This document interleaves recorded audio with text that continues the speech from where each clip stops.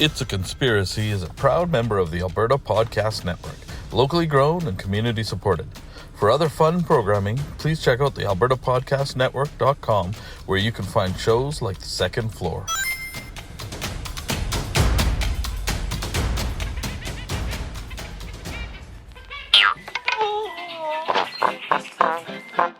It's a conspiracy!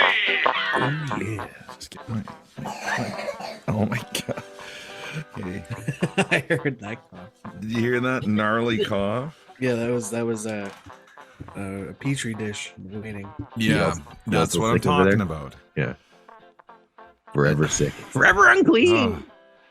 And like, you can't find any children's like cough medicine or Tylenol right now. Yeah. You just have to start making it. I should just start making it. Yeah. Yeah. Artisanal cough medicine for children. I believe it's just called whiskey in a bottle. Nobody quote me on that. Nobody quote me ever. Yeah, don't go to Dr. Greg, that's for sure. Andrew, what episode number is this episode? This is episode 10. Okay. Pliers. Plier wide open. Now, welcome back, everyone, to It's Conspiracy. This is the podcast where we lay out the beliefs behind selected conspiracy theories, alternative accounts, legends, myths, and more. I'm your host, Andrew, and I do not claim to be an expert on anything we're going to discuss today, and will probably be wrong about everything, because as we were discussing at the beginning of the recording here, I played this weekend. Charlie played this weekend. Mm-hmm. I am no longer able to run on these sorts of hours. I'm still recovering. I also played this weekend, but not as hard as you guys. Yeah, did you? Yeah. Oh, just myself. Players be myself playing this weekend. If Very, you can't play with yourself, who can you play with? Right? Come on. I'm a very lonely man. Oh. Now, if you'd like to see where we got the tired sacks of sweat that we are going to discuss today, then please do take a look at the notes in the episode description. Charlie, in his snappy little tunic, he does a good job inserting those, and you should snoop and snoop away. Appreciate his efforts. Away, man. Snoop right in there. Get snooping. It's the motherfucking Eagle Double G. Snoop Dogg! You just get snooping in there. And we're a proud member of the Alberta Podcast Network. Yay team, yay friends, yay squad. You can check us out at itsaconspiracypodcast.com. Our Twitter at isitaconspiracy. That's run by the social media influencer, the Irish madman. I can't put my little lilt on that today because the upper register of my voice is Our Instagram page, It's Conspiracy Podcast. That's run by Gorgeous Greg. Our email, and of course our Patreon, patreon.com/It's a Conspiracy. That was a clean take. Nice. Never gets old. So good. And then joining the online distance communication time today, of course, is Charming Charlie and Gorgeous Greg. I almost had those mixed up. You're both charming and gorgeous. It's, yeah. Anywho, Aww. These gentle souls with little aluminum hearts are going to chime in as they see fit, and I do so appreciate their online digitally distanced company. Now, Charlie, with a YOLO or a NOLO, can you tell me if you're familiar with these three topics here? Let's go low. Okay. Number one, I aimed for 10. I only got as far as 7. 7 forgotten technologies. Hell no low. Number 2, a moment of Greg with Greg. Also no low. Number 3, the Halifax explosion. That's 3 big no lows, bro. All right. Just that's solid no-lows across the board. All right. Olo. Subject number 1, 7 forgotten technologies. Let's go!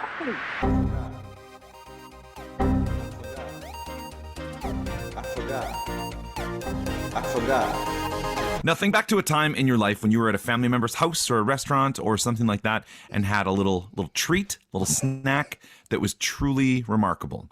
Then think of a time when either you or someone else tried to recreate that same experience. Have you guys got one in your head? You're like, oh, my Auntie Deb's deviled eggs. Oh, I just can't get it right. How did you do that?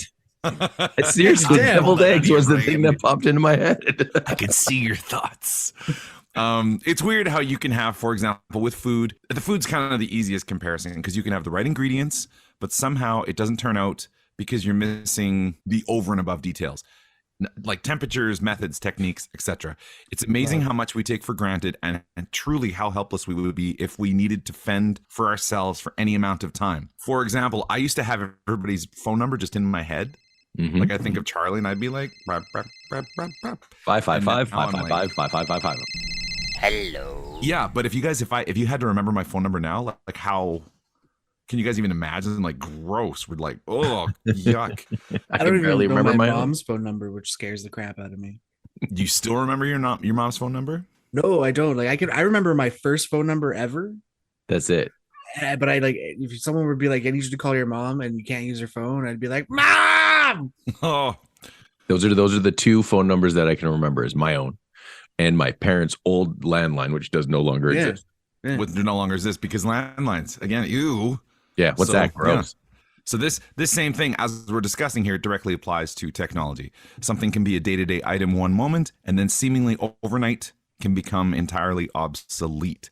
So with a bit of time, the people that understood how to use it either forget or maybe they die under terrible mysterious circumstances and we're left with some kind of technology that we have but we don't really know how to use or like whatever. The sad thing is that it's not even necessarily obsolete.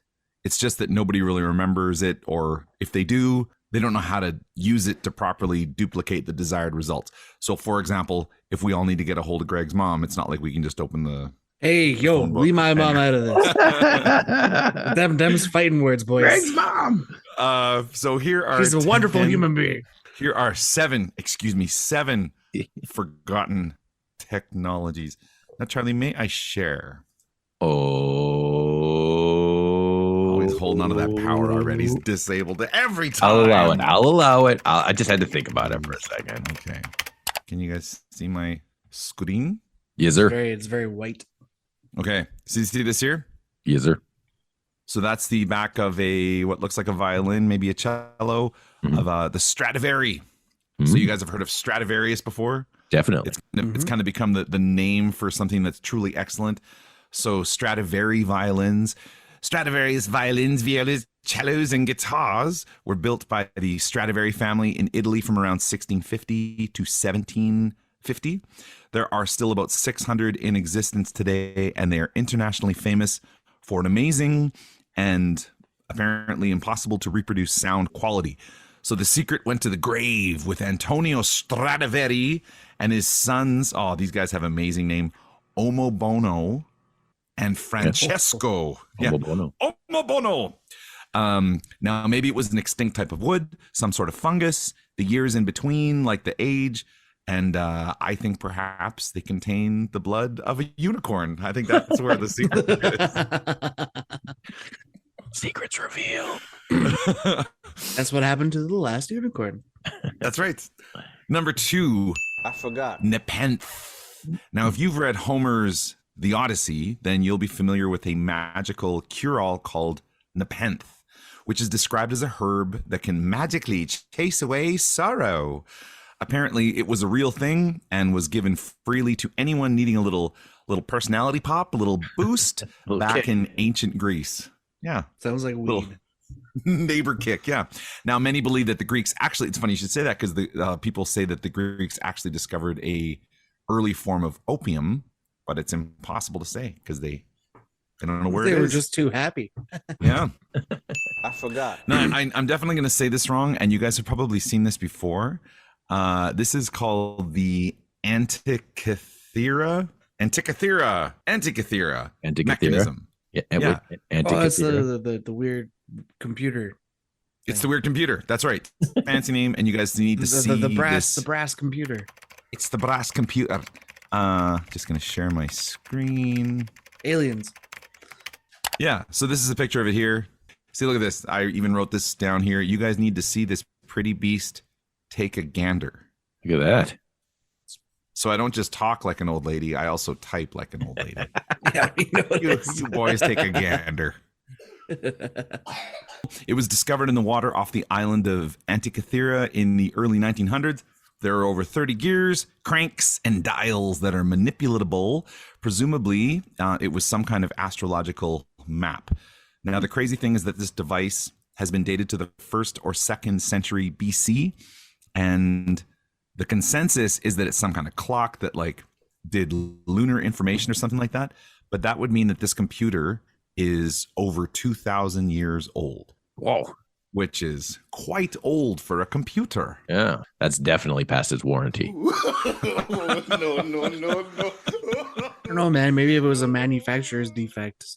I forgot. Now, did we lose? We still have Greg. Okay, good.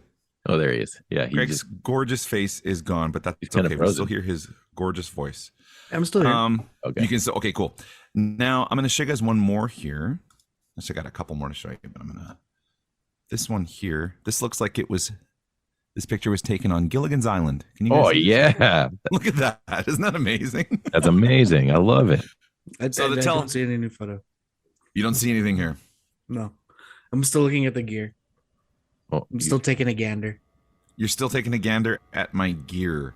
Okay, yeah. Anyways, so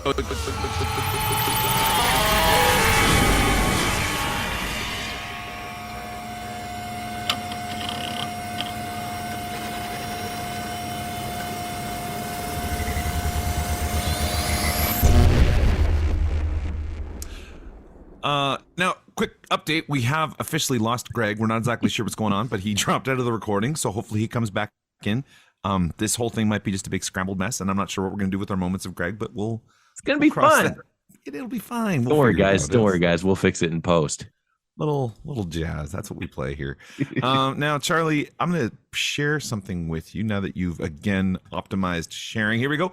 So this tasty beast here, this keyboard kind of looks like it's at Gilligan's Island. Do you see the one I'm talking about? I love it. It looks amazing. Isn't that incredible? Yeah. So that is called the Telharmonium.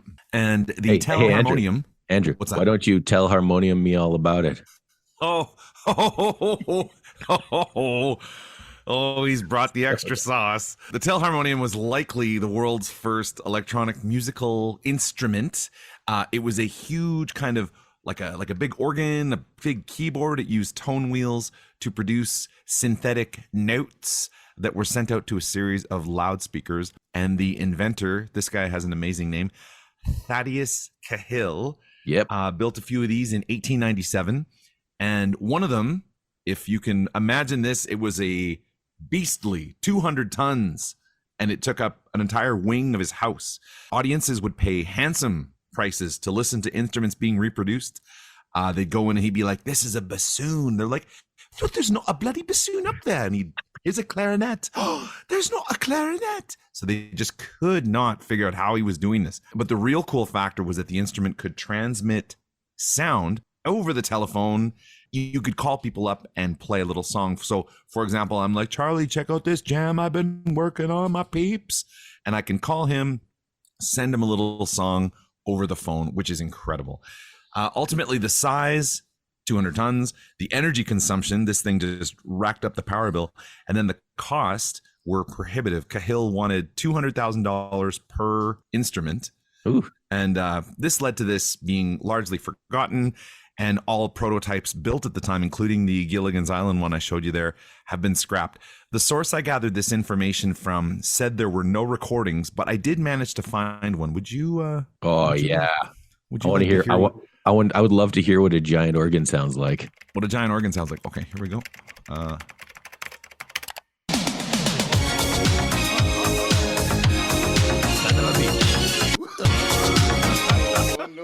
Can't believe you just did that. That's a real good way to. You're starting the year off real strong there, bud.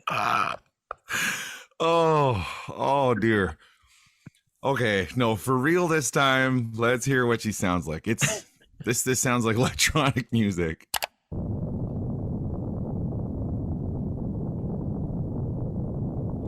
Thrilling. Space.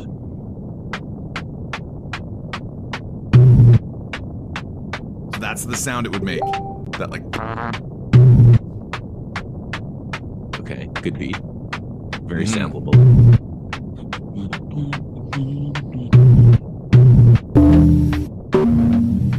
Starts to sound like a Tool song. Actually, it's kind of great. And that was Okay, sent over the phone, and that Hold would have been on. 1902. So this guy's playing this, and other people are like, "Oh yeah, I hear an oboe for sure." So the stuff over the phone was like clicks and rhythms more than like actual notes. But then in person, he could be like, here's an ophiclyde, everybody. And they're like, he doesn't even have an ophiclyde up there. How is he making an ophiclyde sound? And also, So what the hell is an ophiclyde? I've never heard of such a thing. Here comes a sousaphone, everyone. He's got a bloody sousaphone up there. Sousaphone? You know what an ophiclyde is. You're just joking. All right, now number 4. I forgot. Damascus steel. Oh, that sounds like a wrestler name, doesn't it? Damascus steel. Ooh, yeah, okay. So Damascus steel was a steel from 1100 to 1700 AD that was used for creating swords and knives. The blades made from this were considered impossibly strong and infinitely superior to anything anyone else had at the time. The secret recipe is thought to be a combination of metals from India, Sri Lanka, and across the Middle East, which would have been weaved together to make, I'm going to say this wrong and I don't know what it is, a tougher cementrite. I don't know what that is. And it also contained a huge amount of soft iron, which made the blades very flexible. Now, the going theory on this is that the ore, specifically a unique set of carbon nanotubes, were discovered by accident and subsequent blacksmiths weren't able to reproduce it. So, yeah, who needs them? Get them out of here. Get him out of here. Now, it's too bad that Greg's not here for this one, because this is one that we had sort of alluded to a couple of saisons ago. Number 5, I forgot. Apollo Gemini space technology. Most of the things we've talked about so far have been like ancient history artifacts, but any solid conspiracy theorist can tell you that this line of thought has also been a big part of the moon landing fiasco. So the rockets in particular used for the Gemini and Apollo missions in 1965, 1966 were retooled from World War II technology, and it's possible that strict records were not kept because the U.S. government didn't really want it public that they were using war criminal scientists to make their rockets. What? I bet, I'm saying this now, and I'm probably going to be wrong, but I bet this is what the new Indiana Jones movie is going to be about. Because in the beginning, he's in like the 60s and he's at a parade, which looks like the moon landing parade. Right. And then he's like, Okay. I could be wrong, but I think that could be it. It's also possible that things were lost because of the frantic pace that the country was making to keep up and then eventually surpass the Soviets at the time. It's also possible that the design effort for the rockets was put in by a private contractor because, again, time was of the essence. And if a private designer had done it, they wouldn't have necessarily shared the plan. So either way, it is a misunderstanding to say that the technology was forgotten for these, and it remains a mystery to scientists today. So modern day rocket scientists are able to understand the math and science behind the inventions, but in order to reproduce the parts, they've had to reverse engineer a few things. So This is, a lot of people have been very critical of this on the internet, because they're like, you don't even know how you made this thing, and now you're going to believe that we went to the moon with this. And they're like, we don't have the patent and the design for it, but we understand how it works. We are rocket scientists, after all. We are rocket scientists. Thank you. My name is Dr. Rocket. Dr. Rocket Scientist. Yeah. And this is my colleague, Dr. Science. So they have reverse engineered these things. They've sorted it out. They rebuilt them many, many times. It's kind of the McDonald's coffee lady rumor of the internet conspiracy world, because people are for like, rocket scientists. Well, yeah, because everybody throws it around, but they kind of get the details wrong a little bit. Right. Now, number 6. I forgot. This one's kind of fun. Roman cement. Hey, fun. Okay. Isn't cement All fun? right. Now, the modern version of cement hasn't changed a whole lot since the 1700s, but the concept is much older than that. So the Persians, the Egyptians, the Assyrians, the Romans, the ancient Greeks, they all had some version of ancient cement, and their product has definitely stood the test of time. So the buildings like the Colosseum, which is just under 2,000 years old, and the Pantheon, it's about 2,500 years old. They were built with this really nice cement, and they're still looking good considering the weather they've been through. All things considered, yeah. All things considered, yeah, totally. When you're 2,000 years old, I hope you look as good as the Colosseum does. Oh, yeah, thanks, buddy. Me too. Nice. Now, the reason is it was said to be because they lost cement for like a couple hundred years in between these things, probably when Europe and the Middle East descended into the Dark Ages. and it was probably a trade secret amongst stonemasons. But whatever the reason, the secret to cement was lost for a real long time. And I think cement is nice. They just forgot about it. And then one day they were like, hey, man, remember cement? Yeah. Why do we stop making that? All of our shit just falls down. We should make that again. Now, this one here. Oh, I need to show you the picture. Show and tell, baby. Boom. There we go. This one here. It's called Greek Fire. I forgot. Another wrestler name. Isn't that incredible? Look at this Greek drawing. Fire. I think it's fire that guy is spraying out, but that could be something else as well. I'm throwing my latrine on you. Oh, he's bescumbering us. That one guy in the front getting it all up in his face, too. Oh. He hit me in the face with this Greek fire. So Greek fire, it's apparently the ancient Greeks had an incendiary weapon that was used by the military of the Byzantine Empire. It would have likely been an early version of what we call napalm, as it was described as a sticky fire that would continue burning even upon water. So jars of the lava juice were hurled at ships initially, but the stories go on to suggest that a fire hose type system was developed that could spray the hot sauce onto enemies like an early version of a flamethrower. How awesome is that? I love the name lava juice. Why they should have went with that. Here's a hot cup of lava juice in your face, pal. And you're like that guy in Raiders of the Lost Ark, just... In modern days, napalm wasn't discovered until the 1940s, but it is possible that this was figured out hundreds of years ago and kept as a secret that went down with the fall of the empire. More likely, though, the wet blankets in the science community have said, oh, they were probably using an early version of petroleum mixed with things like sulfur. And that might not continue to burn on water as described, but it would be in line with the other uses. Throwing it on ships like a, what's the term for that? A Molotov cocktail? Is that what they say when they throw it? But this one full of lava juice. Lava juice in a bottle with a rag on top. Anyways, that's seven lost technologies. Ooh. What an adventure. And that's going to take us to our what are we drinking? So Charlie, what are we drinking? What are we drinking? Well, I'll tell you what I'm drinking. Was drinking. Continue to be drinking. I'm drinking classic blonde ale from our pals at Sea Change Brewing. Classic blonde ale, Alberta style blonde ale. It's simple and classic with Alberta malts. This chill banger is subtle and easy drinking and blue-collared enough to slide into any get-together. That's classic blonde ale from Sea Change. Get you some. It's so good. I feel so boring when I order it, but it's my favorite. It's my favorite beer to have there, and it's a classic.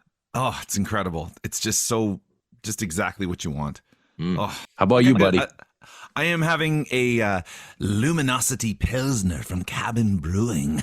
Oh, fancy. So, yeah, Cabin. Have you had any Cabin Brewing? I do not recall. They are great, and I guess we could put the two together here. Say take a candor at this. So first of all, this is the song that pops up on the website, which is pretty great. Look at that can though, man. Shiny. Yeah. I love that kind of Art Deco thing going on there. Yes, sir. Yeah, very sweet.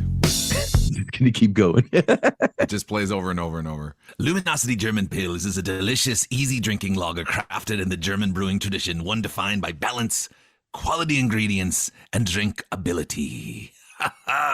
It's real good. And it's a Pilsner, which I guess is one of the hardest beers to make. And I like it a lot. It's real good.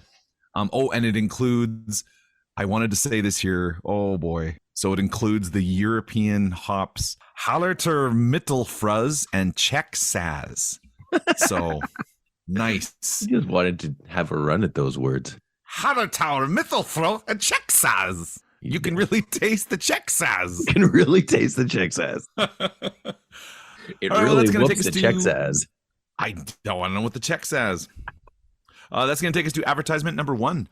In the small prairie town of Hillview. In the center of town, Hillview's single traffic light shifts from red to green. which has no effect whatsoever as Main Street is, as usual, completely devoid of traffic. Bored teenagers use their modified hoverboards to sneak into other dimensions. An abandoned cityscape lies half buried in the sand. Welcome to the multiverse. It's dangerous. The entire right side of her body looks like just a glitched out mess. It's stupid. And then I immediately turn around and punch him. It's got parent groups in a panic. Just don't do it, okay? Hugs, not slugs. All right, thank you. And it's the coolest thing ever. This is Slug Blaster. Well, your funeral and ours, I guess. And then Angus points and fires. There's an explosion, a burst of slime goes flying. Your reign of terror has come to an end. It kind of scrambles and glitches out, and you can see that this is like a smoking crater where your ray gun hit. Sick. Quantum Kickflip, a Slug Blaster actual play podcast, part of the Alberta Podcast Network.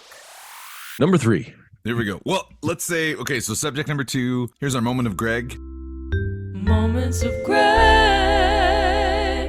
Greg was abducted through some kind of Zoom wizardry. We're not exactly sure what's going to happen here, so we can either badly edit this in here, boom, or come back to it in a future episode. We'll see.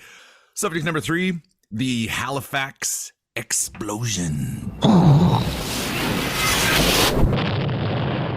Halifax, home of the Donair, birthing grounds of our friends, the Blowers in Grafton, and North America's biggest large port for European nautical traffic. December 6, 1917, a few years into the Great War, a ship named the Mont Blanc is carrying war material for France and is taking a break in Halifax Harbor. Another ship, the Emo from Norway, just left for New York to pick up supplies bound for the war effort in Belgium. 2 ships off to Europe to do stuff with the war. Yeah, just like ships in the night. Like ships in the night. Both of them are what are called the Narrows, which is a section of the harbor lined with homes, schools, factories, churches, businesses, a hospital. These Narrows also proved to be a safe sanctuary for African Nova Scotian communities like Africville, which goes all the way back to the 1800s, which is a very fascinating little part of Nova Scotia's community. Like any port city, the harbor was a massive part of the cultural fabric of the place. Sure. However, as the name implies, the Narrows were narrow, and due to reasons not being entirely understood, the Mont Blanc and the Emo ended up colliding with each other in this small area. Oh, so that's actually the opposite of like ships in the night. They hit each other. Yeah, they didn't pass by. They did not go by each other. They hit each other like ships in the day. And the Mont Blanc was covered it had a bunch of war material on board. So the captain and the crew were like, get off the ship, everything's going to blow. So they abandoned the ship, and the Mont Blanc starts drifting towards the shore while barrels of petrochemicals began bursting on the deck. Ooh. So this was loaded for the war effort in France, had a huge amount of explosives in the hull. The collision combined with the insecure barrels resulted in a massive chemical reaction that saw Mont Blanc instantly turn into a 3-kiloton bomb right off the shore of the busy harbor. This resulting explosion sent tsunami-level waves of heat and pressure out onto both sides of the Narrows, and a huge cloud of burning gas consumed the site. The surrounding area was covered in pieces of the ships and vaporized fuel and bodies of the people that were on board, and the blast area covered approximately 8 kilometers. Instantly, in the blast, about 1,700 people were killed, and a further 9,000 were injured. 300 of those died within months or days, and something like 600 people were in some way affected visually by the debris. So something like 40 people went completely blind, and there was a bunch of people who lost vision in one eye or partial vision in both eyes. So the blindness thing was a huge part of this as well. Wow, what a mess. It was a mess. The mess, the anchor of the Mont Blanc, it weighed hundreds of pounds. It was discovered 4 kilometers away. So it just blew way far away. She blows. In the aftermath, phone lines, telegraphs, submarine cables, rail lines, roadways, they were all severed. An enormous section of the rail line going over the water was destroyed, which resulted in a number of train cars falling into the water, sadly including about 60 people on board. And military and naval personnel that were uninjured immediately got to work on the relief effort, and nearby cities like Truro took in the homeless. Eaton stores donated furniture.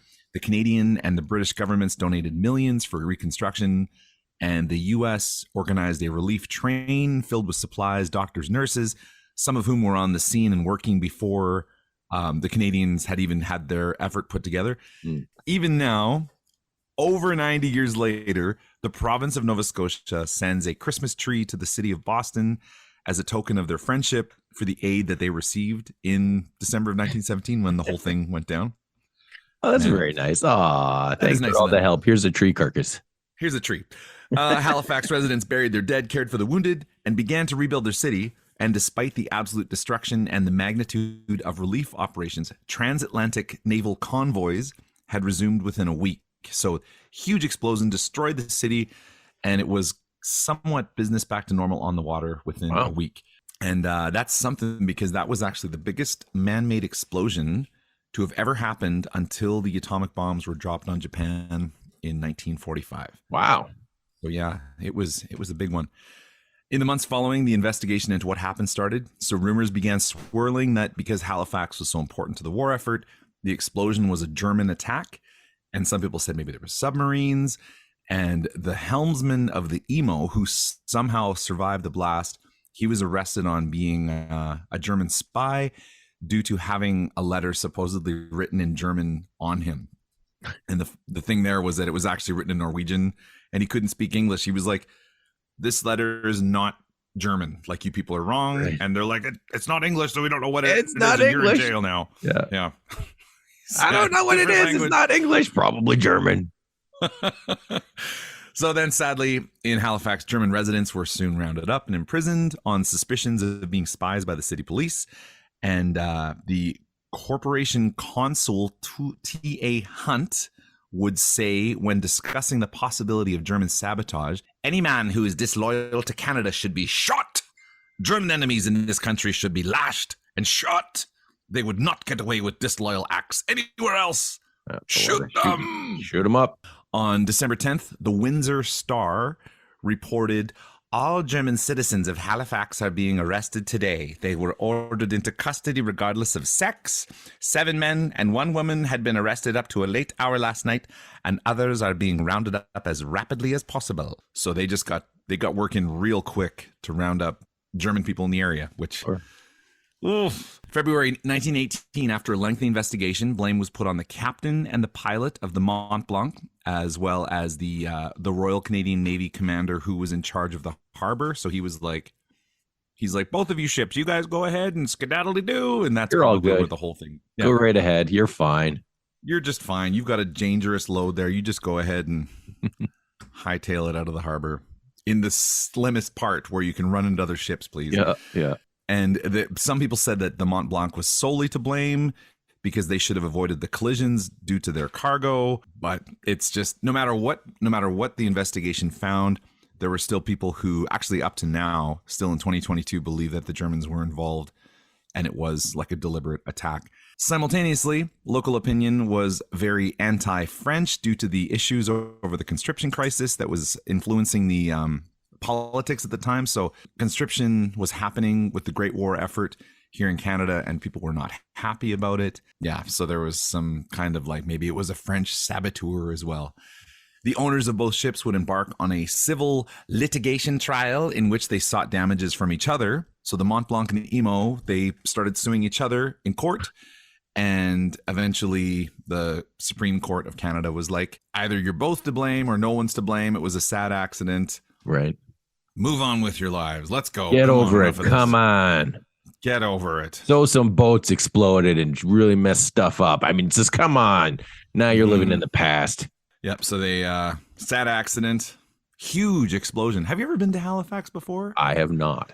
You have not. I have not either. I've always wanted to go. Dartmouth is also right there. Right.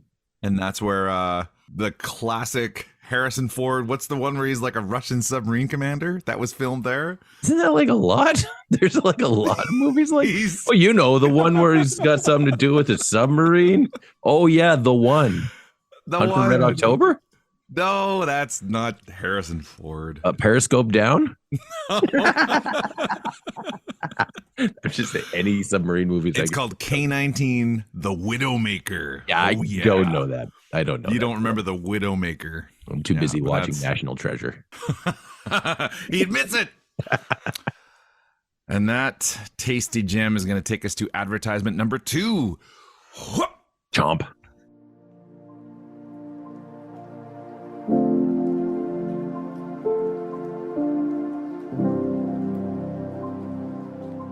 This episode of It's a Conspiracy is brought to you by TELUS Storyhive, calling all new and emerging content creators in BC and Alberta. In case you haven't heard of Storyhive, they've been supporting storytellers in Western Canada since 2013.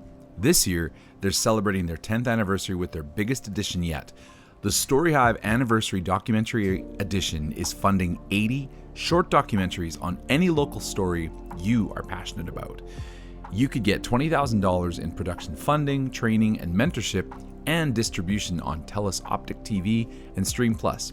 If you live in BC or Alberta and you have an idea for a short documentary, now is the time to send in your pitch.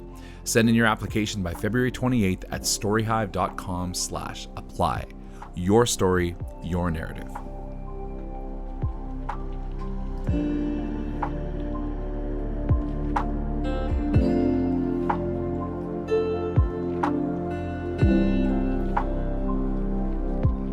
Opinion time, opinion time. Hey everybody, it's opinion time.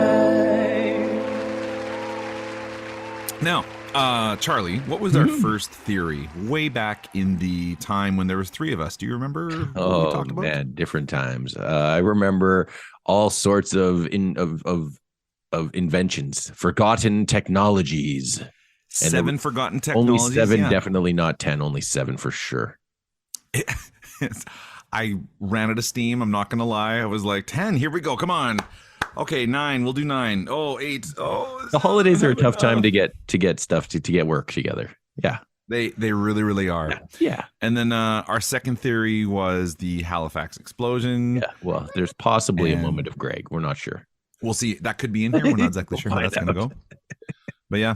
So any thought on forgotten technologies, or like in particular the Apollo, Gemini, like the space stuff? Like, why don't people just write this shit down? That would solve a lot of problems. You're like, you know what? I got this awesome thing. I call it cement. You know, it's pretty cool. It puts you builds things and it stays for a very long time. I'm gonna write it down because I know myself personally. My memory is not so good. So if I don't write it down and forget it, pal. It's gone, right? Yeah, totally. Mm-hmm. I get that. I agree with you. I guess for this, it's like if you're, if it's the whole like if you're good at something, don't do it for free. So somebody maybe came up with a really good design and wanted the credit for it, and they're like, NASA, you can use this, but I'm not giving you the giving you the recipe. You could have this, but I can't tell you how to make it. Yeah, it makes me useful. Makes me, gives me further income down the line or whatever. I think that's probably what was happening. And they were also, I think they were trying to be secretive about how they were using Nazi scientists to get into space. So they were like, oh. Just keep that sweep that under the rug. Keep it hush-hush. Keep that quiet. Don't talk about those guys. You don't talk about the Nazi scientists we're using to further our country. Now, as for the Halifax explosion, it's a fascinating story. Happened right here in Canada. Had you heard of this before? Also, no. It was okay.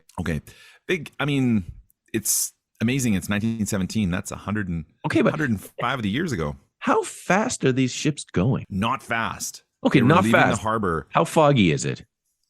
What it was that it was during the morning, I believe. Oh, it was during the bright morning. Yeah, but they hit each other, and then so it wasn't a huge like smash, boom, like kind of like Assassin's Creed naval scene. Like you weren't like bashing into each other. Crash, boom. But, the big thing was that the Mont Blanc was so loaded down with like explosives. Right. It was just and these barrels on deck started bursting into flames. And then I think something happened, like they spilled out this chemical, and then the sparks from the ships grinding against each other ignited the fuel, and then that popped all the explosives that were in the hull. So doesn't that just explain our relationship right there? I'm not sure what analogy you're reaching for here. The sparks, just ignited all the fuel. Yeah, just two ships rubbing against each other. You don't see it. I guess so. I guess we are like two ships grinding against each other, and things are getting real hot.